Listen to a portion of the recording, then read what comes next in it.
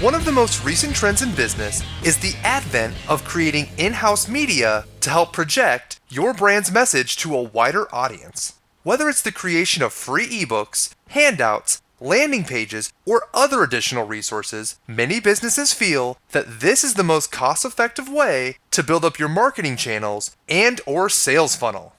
Podcasts are just one of many ways that businesses choose to do this.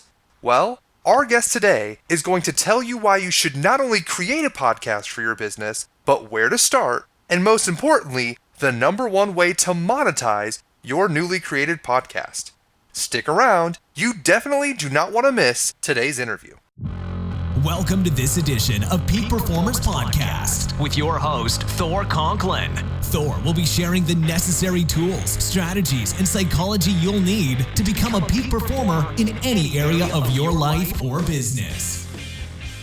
Thor Conklin here. We give you the tricks, the tips, the tools, the strategy, the technology, and the psychology peak performers use in order to get more done and execute at the highest level. If you know what to do but struggle with getting it all done, or simply want to raise your game to the next level, this podcast is for you. Sit back and enjoy. Today's guest is Doug Sandler, #1 best-selling author of Nice Guys Finish First and co-host of the Nice Guys on Business podcast. Doug specializes in cultivating business relationships and strengthening bonds both inside and outside of organizations.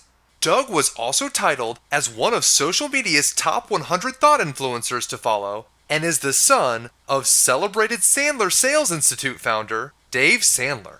If you need help finding your company's lane with consumers or strengthening your relationship with current clients, Doug is the guy you give a call. Doug, thank you very much for joining us today. Man, I am stoked about this conversation. You know why? Because I get to ask you all the cool questions about podcasting. You get to increase and improve my business, and I don't even have to pay a consulting fee. I love that stuff. Well, that's where you're wrong, because I'm going to send you a bill. But I got to pay the bill, Yeah, well, it's a whole different story. I might have to have a collection agency come after you, but there will be a bill. That's right. I used to belong to a country club up in Marietta here in Atlanta, and there was an old guy that was always very funny. He goes, people always think it's tough to win a golf bet here. It's not. Collecting? Now that's another story. I believe it. Hey, I'm happy to be here. I'm excited. You come highly recommended, so I'm ready to roll. Let's do it. All right. Well, terrific. Well, thank you. And I'm really serious about this because, I'm sure you get questions all the time, as do I. It seems like it was just yesterday when I was starting. And, now almost 500 episodes later, people ask me all the time. They're like, Thor, I'm thinking about starting a podcast. It's what do I do? Should I, do it? What do I need to do? What equipment do I need to do? What kind of guests do I need to get? They're always looking for advice on this. Yeah. What do you tell people that are looking to start a podcast? Do I get to have the meter running, or do I have to give them the free information? I guess that would, which answer do you want? Yeah, this is how it's worked. We're gonna give them massive amounts of value, and hopefully at the end they're like, "Holy shit, that was awesome! I gotta hire this guy." No, I totally get it, and I'm just messing with you. The first thing I always tell people is we need a strategy. You have to have let's reverse engineer it. Let's determine what do you want to accomplish with your show before we actually put together a show. So if you tell me my goal is to make $1 million from my podcast, then I basically work backwards. I share with them the philosophies and the things that we need to go through in order to make $1 million from the show. If the idea, however, is I just want to get my message out, I just want to increase brand awareness, I just want to educate my market, that's a whole different story. And there's a different strategy that you approach regardless of determined by which approach that you want to take to build your show. So that's the first area I would start, would be with a top-down strategy. As any good business, you need a plan. You just can't go into it willy-nilly. Well, I went into it willy-nilly. So we'll use me as the guinea pig here. Okay, sure. I started my podcast because literally I had these books, and they were called It's. They were read books, and it's interesting things and stuff that I wanted to pass along to my kids. Right. So I'm 54. So I took decades to learn all of this information from some amazing people about life and business and fitness and whatever it was. And I was like, right. I didn't want them to take 40 years to collect the information. Yeah. And then I was like, why do I want to save all this stuff, just pass it along to kids. They're not going to read it anyway. Let me get some of this stuff out on the airwaves and let it live forever and let the world hear it. So it started with that messaging, and then, of course, it morphed into things with the business. I'm a profitability consultant. So it really started from that standpoint. Just let's get some visibility. Let's get some great information in people's hands. Now, 500 episodes later, it's like, monetize. Maybe that's something that I can do. What happens with someone like myself that has started one way? How do they make that switch? I would say that if you go into the whole idea of starting a podcast, if we're using that space as our example, if we go into the world of starting a podcast and you don't change your mind 4 or 5 times we're very similar. It sounds very, very funny. Your story is very similar to mine. I'm a 53-year-old guy that's 500 episodes deep into my podcast also.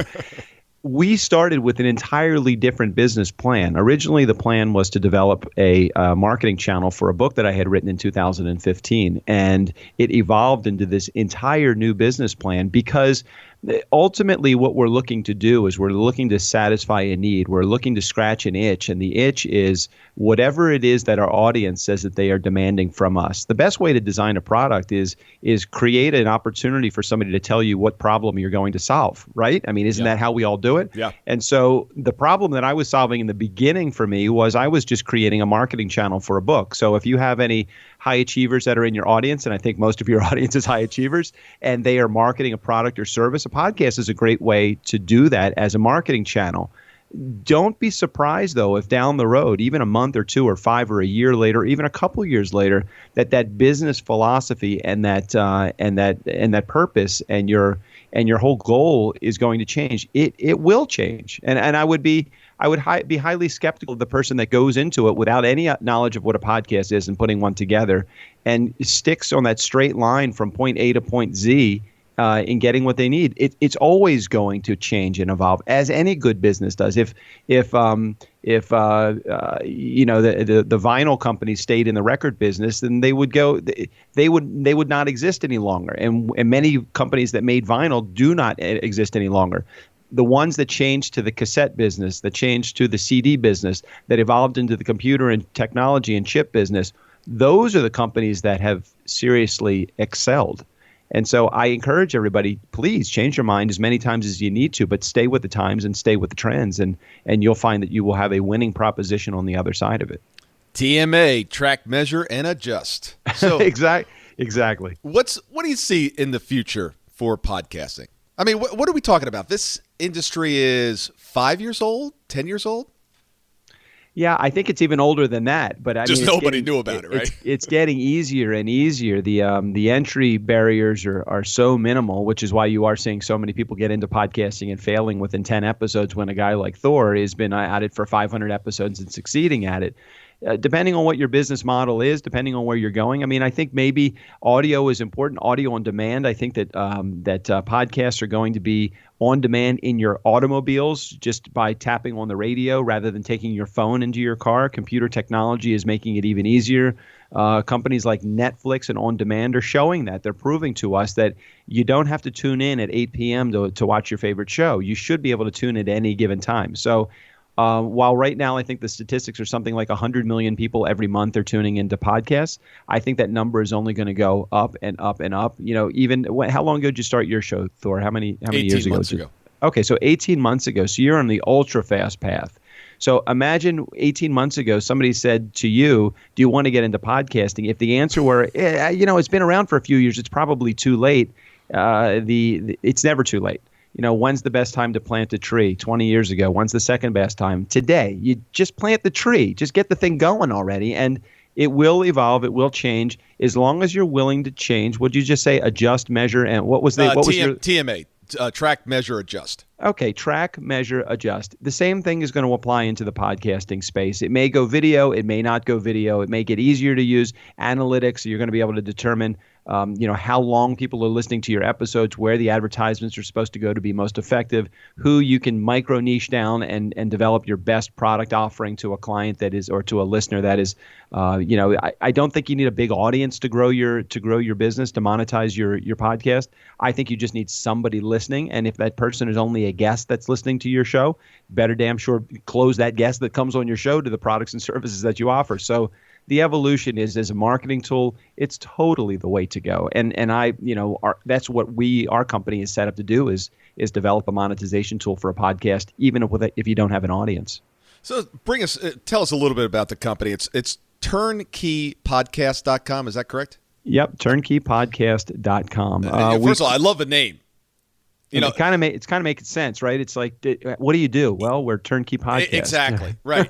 I'm a profitability consultant. Any questions? Right. I love these newfangled names that people come up with. We have an accounting firm down here in Atlanta that was like in a business for like 120 years. I mean, it was like one of those just those organizations that's been around forever. It was like American Express, and they came up with this like crazy name, and it's like, what were you thinking? Well, we came up with it because we decided originally, again, we got into the business because we thought a lot of people would want to use podcasting as a marketing tool. So what we thought we were going to do, and our bright idea was to create this whole process. Then we couldn't describe it well enough so that we even could get a client. So originally the process was going to be that people would come on board with us. They would do a season of podcasts. We would host the podcast. They'd come on. They'd be a guest. We'd chop all of their episodes. We'd chop that little interview that we do up with them into 10 or 15 or 20 little bites and release it. We couldn't explain it to people so that they understood it. So we turned it into a whole different business, which is basically, do you want to use podcasting as a creative marketing tool? Excellent. You be the host. We're going to do the rest. And that is it. That period, the end. We're going to help you market your products or services to an audience and to your guests so that you'll be able to monetize from episode number 1. The biggest challenge that most people have with podcasting, unfortunately, is that they have great podcasts, but they're not making any money. And we're not looking for another expensive hobby or another time suck. We're looking for a way to monetize the business opportunity that you have. And if you want to use podcasting as a marketing tool, we're going to show you how to monetize that and actually make money from episode 1. Great. So now let's dig into that. Give me the specifics. I come to you. Let's use me as an example. I forget that I have a podcast. Okay, sure. Doug, I've got a business. I'm a profitability consultant, and I want a podcast. What do we do? So the first question I'm going to work on with you is helping you to determine what is the service offering that you're going to provide to someone that is interested in buying it. So if you were to, I'm not asking you to expose your message, but why don't you tell me just in rough numbers, if somebody were to hire you, mid to upper end of your services, how much are they going to spend? It's between $2,500 and $20,000 per month. Excellent, perfect. And you have the ideal dollar amount for someone to get into this particular space. So you tell me you have a client and you have a potential client that wants to spend, let's say, $10,000 with you. Where do most people, and I throw this question back to you, Thor, where do most people think as a monetization tool, where do most people think that you monetize your podcast? How do you monetize it? Through what methods? How do I monetize it? Well, not you specifically, because you don't have a podcast yet. So I'm just going to play it. So I'm confused. So as a guy that's okay. As a guy that doesn't have a podcast, most people think that you monetize your podcast through selling advertising, selling your services to your audience, through sponsorship, through affiliate, or maybe even some donations like Patreon. Okay, so those are 5 ways that people potentially make money through their podcast. And is that fair for me to assume that that's where most people? Give those 5 again real quick. Sure. So advertising. Yep. Sponsorship, selling of services, your services, whatever it is that you as the host are going to sell. Okay. Affiliates. So that would be people that are going to put their name, associate their name with your podcast. If you sell something, you're going to make a percentage of what they sell on your show. So a mattress company, a hosting service, something like that, or Patreon, which is a donation service. So those 5 ways to make money from your show, and that is 95%, 98% of the podcasts that are out there. Those are the 5 things that they focus on. And again, that's fair. I can't think of a sixth. Right, you can't think of a 6th, exactly, and most people can't. So I say to them, let me ask you a question. If everybody you had on your show, you considered a prospect for the products or services that you're going to sell, and everybody that you had on your show as a guest were to spend $10,000 on the services that you offer, we already determined that you have basically a product offering of $2,500 to $20,000 a month, right? Yes. Okay. So if everybody that we get in that interview seat, the guest chair, the hot seat, spends $10,000 with you, how many interviews do you want to do a week? 400. Right. Exactly. So you're going to do as many as possible. I said, you've just figured out what the secret sauce is. The secret sauce is not advertising, affiliates, sponsorship, Patreon, those normal and selling of your services. That's what most people think, and they're waiting for their audience to call them. They're putting a call to action in the middle of their show, and they're saying, if you have any interest in buying the stuff that I have to sell, just click on the show notes. There's a link there. It'll bring you right to me. Sign up for my newsletter. Pardon my expression, fuck that. Right. Because the reality of it is you're not in control of their behavior. They're in control of their behavior. I'd rather teach you how to develop a guest management program that's so foolproof that anybody that you sit in that hot seat, that interview chair that's right next to you, they're going to want to buy your services because you're going to present your services in such a light and build such a great relationship in 20 minutes with that person on your show that when the show is over, all you're going to have to do is make a right turn and look at that person and just say, how is it that I can start doing business with you? And you're going to close probably a majority of the people that come on your show. Not because you have any audience at all, but because you focus more on the relationship that you're building with the guest that's sitting in your chair. Fascinating. It's really interesting that we're having this conversation because the team and I have been talking about our guests and where we're pivoting in 2018. Mm-hmm. And we are having more people on the show that are our ideal client. Absolutely. Versus experts in various different areas. So, and let me follow it up by saying this. If you have a guest management program that is in place that not only helps funnel the right people into that chair, but once they get into that chair, helps them build the relationship with you and helps you build the relationship with them, there's a much greater percentage that you're going to close that deal. That being said, right now, 500 and some odd episodes into our podcast, into our journey, as you are as well. You probably get this as much as I do. I have 15 to 50 people every week that reach out to me that want to be on my show. And I'm assuming that you probably have a great number of people that want to be on your show too. Yes. My guests are pre-qualifying themselves to buy my products and services. They're putting themselves in that hot seat based upon the qualifications that I have. I'm looking virtually to my right. I'm looking to my right when I have them on the show. My question's very simple. I just say, why don't you have a podcast?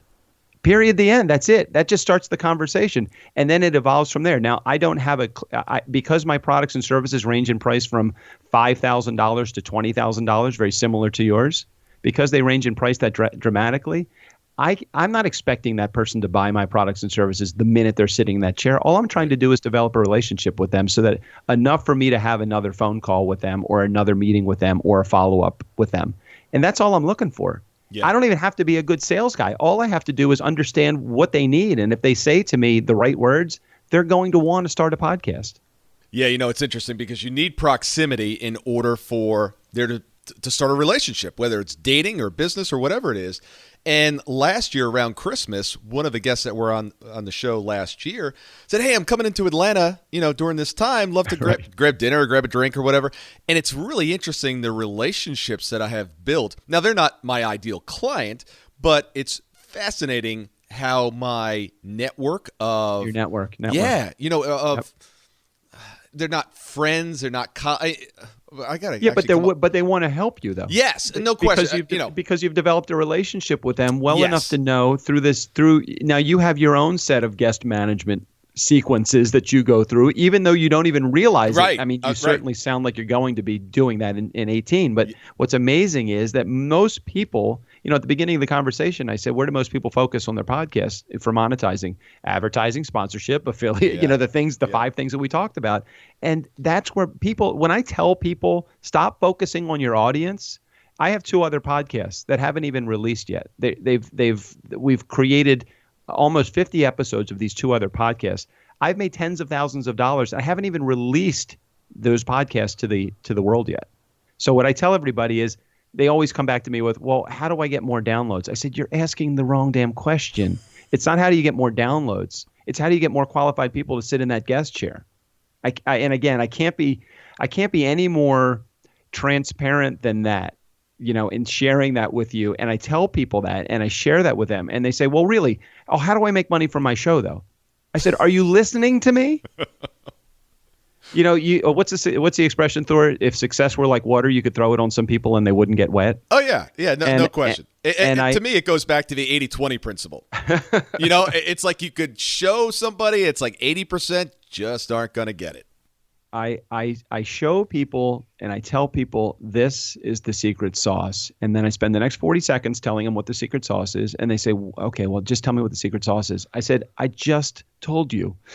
You don't get it. It's all wrapped up in your guest management program. It's how to qualify guests properly so that you're only bringing people on your show that understand the nature of the products and services that you offer, and understand that, yes, they're going to present a good message, and yes, you want to be able to present a message to your audience, and yes, there are going to be some guests that are going to want to come on your show, and you're going to have them on your show just because they're going to increase your credibility, because credibility is important too.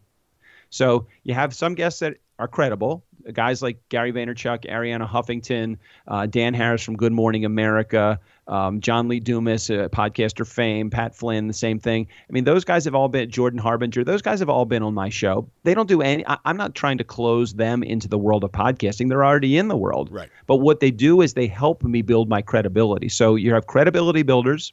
You also have, because I'm a sensitive guy. It may not seem like I am because I'm a little bit hard-nosed right here, but I like people to come on to share a really nice message, sometimes a flowery XOXO message with my audience, because I think that's important too, to help your audience. So you have guys that build your credibility, guys that will help you appear to be what you are, more human. You're a human being. And then you have guys that are going to come on, or women that are going to come on your show that you're going to close. Period. The end. So those three kinds of guests come on your show, and you're either going to close them, boost your brand, or present a great message that your audience is going to love. And the combination of those three things, in addition to this guest management program, is going to help you get millions and millions of downloads. Period. The end. That's it. But it's not about your audience. Thank you so much for listening today. I really do appreciate your time, and I hope you found today's show valuable. If you would like to receive these shows automatically to your phone or to your computer, simply go to iTunes and subscribe. After listening to several of the shows, if you're so inclined, please leave us a 5-star rating, as this helps us reach additional people and spread the message. If you're truly committed to taking your life to the next level and doing whatever it takes to become a peak performer, but something's holding you back, something is blocking your way, and you just can't seem to figure out what it is, send me an email to info@thorconklin.com, and I'd be more than happy to get on the phone with you. We'll schedule a 15-minute discovery call. No obligation, no cost. I absolutely love to hear from the listeners, and if there's something I can do to help, I'd be more than happy to do that. Also, if you found something of great interest in today's show and you want to share that with your friends and family, simply go to my Facebook page, Thor Conklin, click on the episode, hit the share button, and share it on your page. You can follow me at Twitter at Thor Conklin. The website is thorconklin.com. We're constantly adding new free resources, discussing additional tricks, tips, tools, and strategies on how to be a peak performer. Remember, I try to keep these episodes short so you can listen to them during dot time, doing other things, commuting, driving, walking, working out. Decide to be a peak performer in all that you do. And until tomorrow, have an absolutely amazing day.